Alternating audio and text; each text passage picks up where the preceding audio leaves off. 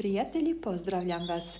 U ovom videu pogledajte koji korak morate napraviti da biste pripremili tlo za uspješan uzgoj paprike.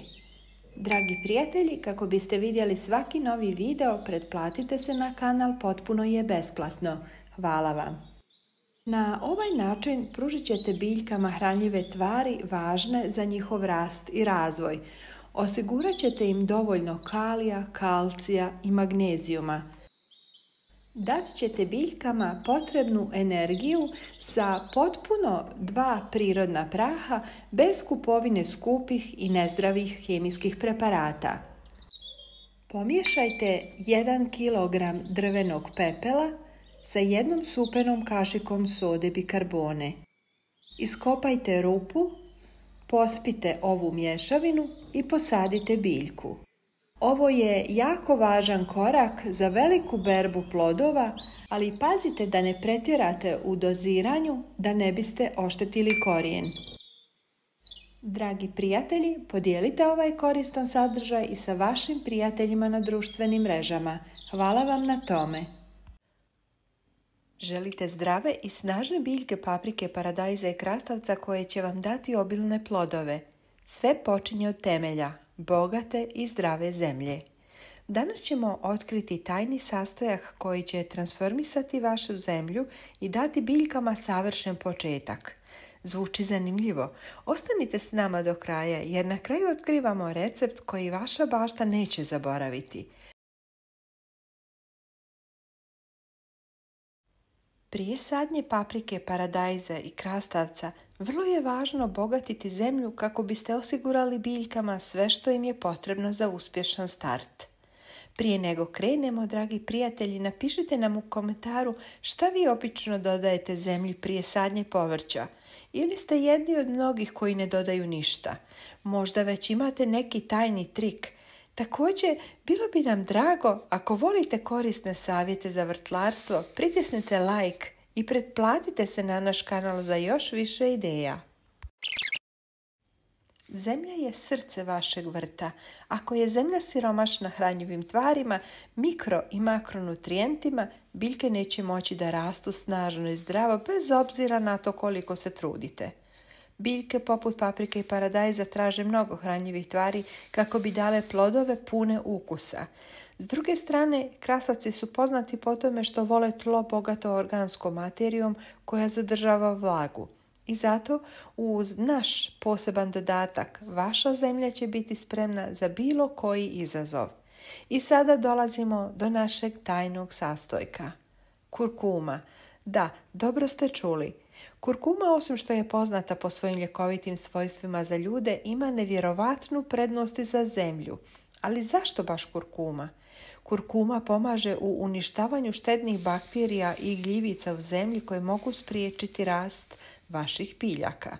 Pomaže u revitalizaciji tla i osigurava biljkama zdraviju osnovu za rast. Doprinosi jačanju korijena biljaka i poboljšava njihovu otpornost na stresne uvjete poput suše ili štetočina. Vrijeme je da otkrijemo recept za obogaćivanje zemlje.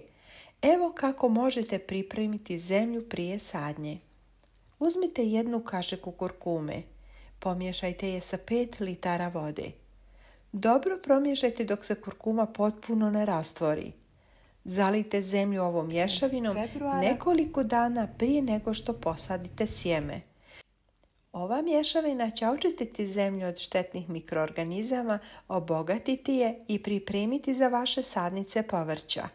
Ko bi rekao da kurkuma može učiniti tako čudo u vrtu, zar ne? Ako vam je ovaj trik koristan, isprobajte ga u svom vrtu i javite nam u komentarima rezultat. Da li su vaše biljke zdravije i otpornije? Možete i vašim prijateljima pomoći da i oni unaprijede svoj vrt tako što ćete im poslati ovaj video. Podijelite ovaj video i na drugim društvenim mrežama. Hvala vam puno na tome. Prijatelji, pozdravljam vas. Nova sezona počinje, vrtlari. Vrijeme odmora je gotovo, ali to znači samo jedno. Vraćamo se u naše vrtove gdje počinje prava čarolija. Vrtlarstvo nije samo zabavno, već je i nevjerovatno korisno za naše zdravlje. Zaronimo u zemlju, osjetimo svjež zrak i uživajmo u fizičkoj aktivnosti koja nas opušta i puni energijom. Ako ste spremni da započnete sezonu, ostanite s nama jer danas otkrivamo koje biljke možete posaditi krajem kako biste imali zdrav i bogat rod. Ali prije nego počnemo, pretplatite se na naš kanal, potpuno je besplatno. Hvala vam puno na tome.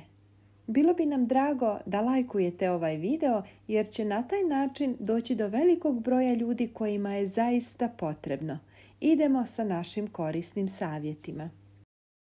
Idealno je vrijeme za sadnju sjemena paradajza i paprike, ali isključivo u zaštićenim uslovima poput plastenika. Paradajz voli toplinu, pa ga posijte u kontejnere ili plitke posude s kvalitetnom zemljom. Održavajte temperaturu i vlagu kako biste omogućili zdrav rast sadnica. Paprika zahtjeva slične uslove. Posijte je u plitke posude, a kada sadnice ojačaju, presadite ih u plastenik.